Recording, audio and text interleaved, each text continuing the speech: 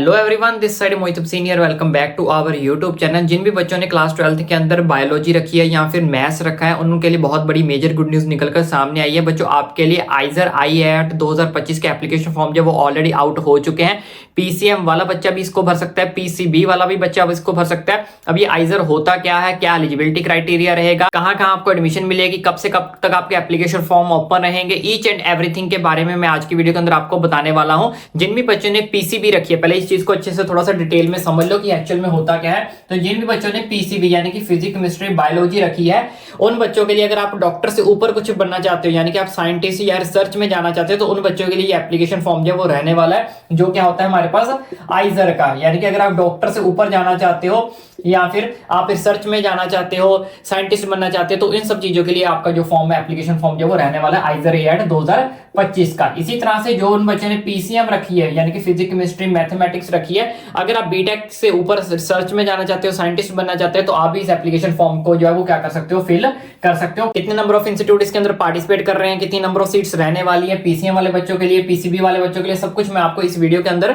बताऊंगा। और साथ ही साथ आपको ये भी बताऊंगा कि एलिजिबिलिटी क्राइटेरिया क्या रहेगा, कितनी आपकी फॉर्म फीस लगेगी, ईच एंड एवरीथिंग की डिटेल आपको मैं बता देता हूं। लेकिन उससे पहले मैं आपको थोड़ा सा एलिजिबिलिटी क्राइटेरिया के बारे में समझा देता हूं। इनका एलिजिबिलिटी क्राइटेरिया थोड़ा सा डिफरेंट टाइप का है। वो क्या है वो मैं आपको अच्छे से समझाता हूं। देखो बच्चों, अगर आपने ड्रॉप ले रखा है, यानी कि बेसिकली अगर आप 2023 2024 या फिर 2025 के अंदर आपकी 12th कंप्लीट होने वाली है, तब भी आप इस एप्लीकेशन फॉर्म को जो फिल कर सकते हैं। जिन बच्चों के ने 2022 के अंदर अपनी 12th कंप्लीट की थी, वो इस फॉर्म के लिए एलिजिबल नहीं है। इस चीज का आपको खास करके ध्यान रखना है। जिन बच्चों की 12th 2023 के अंदर कंप्लीट हुई थी, या फिर 2024 के अंदर कंप्लीट हुई थी, या फिर अभी 2025 के अंदर कंप्लीट होगी, वही बच्चे जो इस एप्लीकेशन फॉर्म को जो फिल कर सकते हैं। 2022 के अंदर जिन बच्चों की क्लास 12th कंप्लीट हुई थी, वो इस एप्लीकेशन को फॉर्म को फिल नहीं कर सकते। सिर्फ एक कंडीशन है, वो समझ लो, अगर आप लद्दाख के अंदर आते हो, ये लद्दाख क्या है, यूनियन टेरिटरी, अगर आप लद्दाख के अंडर आते हो, या फिर आप कश्मीर से हो, या कश्मीर से आपने अपनी 12th बोर्ड कंप्लीट की है, जम्मू के ठंडे इलाकों से आपने अपनी 12th कंप्लीट की है,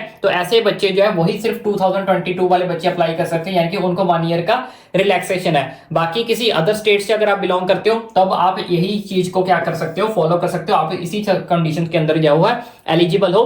जो बच्चे लद्दाख के अंदर आते हैं, कश्मीर से हो, या कश्मीर से ही आपने अपनी 12th कंप्लीट की है, और जहां जम्मू के किसी ठंडे इलाके में से आते हो, तब वहां के बच्चे जो है 2022 वाले भी जो है अप्लाई कर सकते हैं। बाकी किसी अदर स्टेट के जो बच्चे अब 2022 वाले अप्लाई नहीं कर सकते। अब मैं आपको फॉर्म को डिटेल में समझा देता हूं। बच्चों, यहाँ पे आप देख सकते हो, ये जो आइजर की तरफ से हमारे पास ऑफिशियल नोटिफिकेशन आई है। आइजर यानी कि Indian institute of science education and research. जैसे कि मैंने आपको ऑलरेडी बताया कि अगर आप साइंटिस्ट बनना चाहते हैं या फिर रिसर्च में जाना चाहते हैं, तो उनके लिए जो एप्लीकेशन फॉर्म है वो रहने वाले हैं।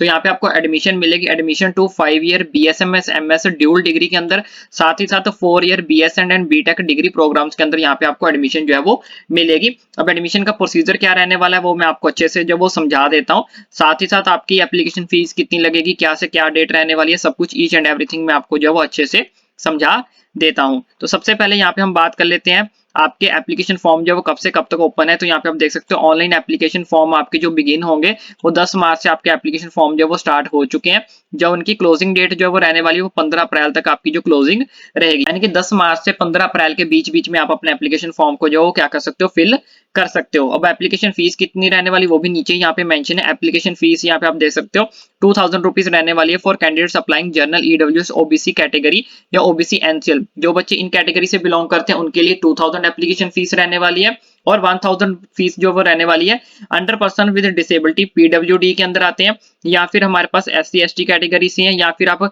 कश्मीरी माइग्रेंट्स हो, कश्मीरी पंडित हो, कश्मीरी हिंदू हो, इन सब बच्चों के लिए जो 1000 रुपीज जो फीस वो क्या करने वाली है, रहने वाली है। इसके अलावा और क्या क्या डिटेल्स आई हैं वो भी मैं आपको बता देता हूँ। यहाँ पे इन्होंने कुछ सीट एक्सेप्टेंस के रूल्स एंड रेगुलेशंस लिखे हैं, वो आप पढ़ना चाहो तो यहाँ पे पढ़ सकते हो। इन सारी PDF को मैं अपने टेलीग्राम चैनल पर शेयर कर दूंगा, तो यहाँ पे आप पढ़ सकते हो कि कितनी कितनी आपकी सीट एक्सेप्ट करते हो, तो कितनी कितनी आपकी जो फीस है वो लगने वाली है।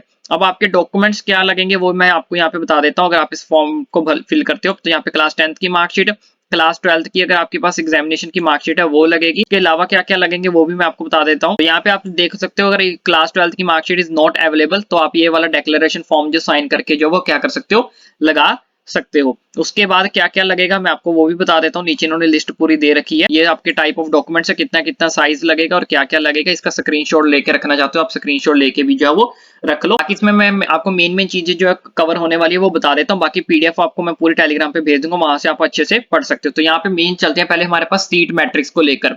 तो यहाँ पे सीट मैट्रिक्स है, जो बच्चे बीएसएमएस एमएस प्रोग्राम में जाना चाहते हैं तो उनके लिए नंबर ऑफ सीट्स जो वो कितनी रहने वाली है वो आप अच्छे से यहाँ पे क्या करो जो। तो यहाँ पे आप देख सकते हो आइजर बहरामपुर अगर आपको जाना है तो यहाँ पे कितनी नंबर ऑफ सीट्स जो वो रहने वाली है। बहरामपुर के अंदर आपको 300 सीट्स देखने को मिलेंगी, आइजर भोपाल में 300 सीट्स देखने को मिलेंगी, इसी तरह से आइजर कोलकाता में 280 सीट्स हैं। तो इस तरह से नीचे चलते हैं तो आइजर पुणे वगैरह में यहाँ पे टोटल मिला के आपके पास 2138 जो सीट्स रहने वाली है। अब जिन बच्चों ने मैथ रखा है यानी कि पीसीएम रखा है तो यहाँ पे आप देख सकते हो वो बीटेक प्रोग्राम में जाएंगे तो उनके लिए नंबर ऑफ सीट्स जो है वो ये वाली रहने वाली है 225। जिन बच्चों ने मैथ रखा है उनके लिए ये वाली जो सीट्स है वो क्या करने वाली है, रहने वाली है। इस चीज का खास करके ध्यान रखना, यानी कि बेसिकली कह सकते हो जो लास्ट के 3 है ये वाले, इसमें सिर्फ पीसीएम वाले बच्चे ही जो है वो अप्लाई कर सकते हैं। बाकी यहाँ पे आप देख सकते हो एप्लीकेशन पोर्टल मैंने आपको ऑलरेडी बता दिया 10 मार्च को ओपन होगा, एप्लीकेशन क्लोज आपकी 15 अप्रैल को होगी। उसके बाद करेक्शन जो होनी है आपकी 21 से 22 अप्रैल को आप करेक्शन कर सकते हो, यानी कि करेक्शन विंडो आपकी ओपन हो जाएगी। हॉल टिकट यानी 15 मई को आपका रिलीज होगा।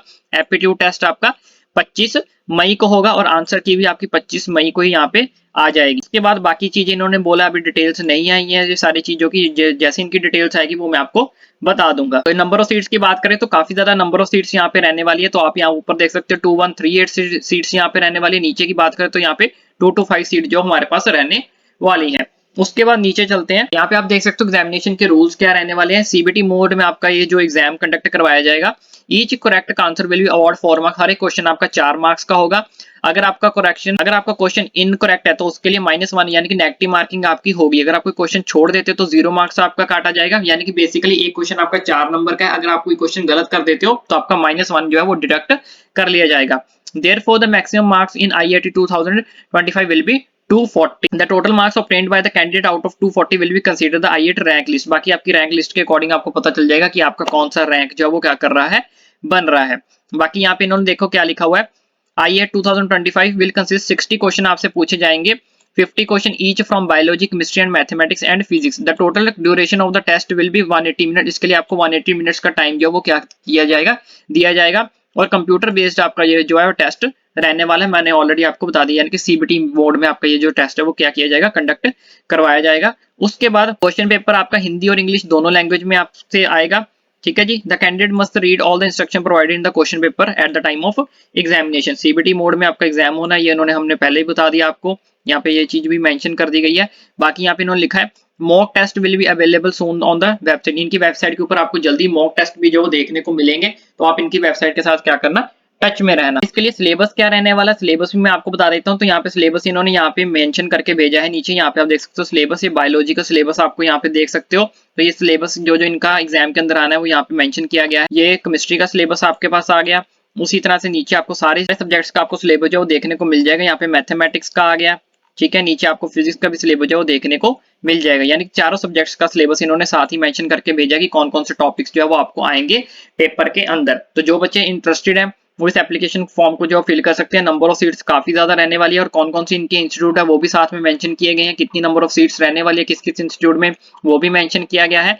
बाकी रही बात डॉक्यूमेंट्स की, डॉक्यूमेंट्स इनके मैं बता देता हूँ आपको कौन कौन से लगेंगे। यहाँ पे आप देख सकते हो ये सारे के सारे डॉक्यूमेंट्स हैं जो मैंने आपको ऑलरेडी बता दिए। ये वाले डॉक्यूमेंट्स आपके पास फोटोग्राफ, सिग्नेचर, जैसे आपने नीट का एप्लीकेशन फॉर्म भरा था या फिर जेई का भरा था वैसे ही photograph, signature, photo ID, caste certificate, 10th 12th marksheet, PWD certificate अगर आपके पास है, ठीक है। तो यहाँ पे मेंशन भी किए गए हैं कि कौन कौन से सर्टिफिकेट लगने हैं, कौन से डॉक्यूमेंट्स लगने हैं। तो यहाँ पे देखो डॉक्यूमेंट रिक्वायर्ड फॉर एप्लीकेशन, ये सारे के सारे नीचे मेंशन भी है। इन सब चीजों का पढ़ना चाहते हो आप पढ़ भी सकते हो। बाकी नीचे वैसे इन्होंने कॉलम में बता ही दिया कि कौन कौन से डॉक्यूमेंट्स आपके जो है वो चाहिए। इसमें एक चीज का और ध्यान रखना, इसमें मिनिमम एज आपकी जो वही सेम जैसे नीट और जेई में 17 ईयर्स आपकी हो जानी चाहिए। तो यहाँ पे एक चीज और का ध्यान रखो, तो यहाँ पे आप देख सकते हो candidates must have taken at least 3 subject. आपके पास एटलीस्ट 3 सब्जेक्ट्स होने चाहिए, किसमें से, biology, chemistry, mathematics and physics during class 12th और इक्विवेलेंट एग्जामिनेशन, यानी कि चारों में से 3 सब्जेक्ट आपके पास जो वो होने चाहिए।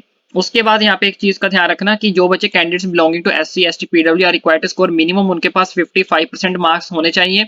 और जो बच्चे candidates belonging to other category उनके पास 60% मार्क्स होने चाहिए, किसके अंदर, क्लास 12th के अंदर। इस चीज का खास करके ध्यान रखना। जो बच्चे SC ST PWD से उनके 55% मार्क्स होने चाहिए क्लास 12th के अंदर, और जो बच्चे अदर कैटेगरी से हैं उनके पास 60% मार्क्स जो है वो होने चाहिए आपके पास। तो ठीक है बच्चों, ये थी नोटिफिकेशन जो मैंने आपको अच्छे से समझा दिया। अब आपको डिसाइड करना है कि अगर आप इस रिसर्च या साइंटिस्ट में इंटरेस्टेड हो तो आप इस एप्लीकेशन फॉर्म को जो है वो फिल आउट कर सकते हो। इसके अलावा भी और कोई मेजर अपडेट निकलकर सामने आती है, कोई और एप्लीकेशन फॉर्म निकलकर सामने आते हैं जो PCM के रिलेटेड है, PCB के रिलेटेड है, ईच एंड एवरीथिंग की अपडेट आपको आपके भाई के चैनल पर मिलती रहेगी। इस चैनल को सब्सक्राइब करना ना भूलें।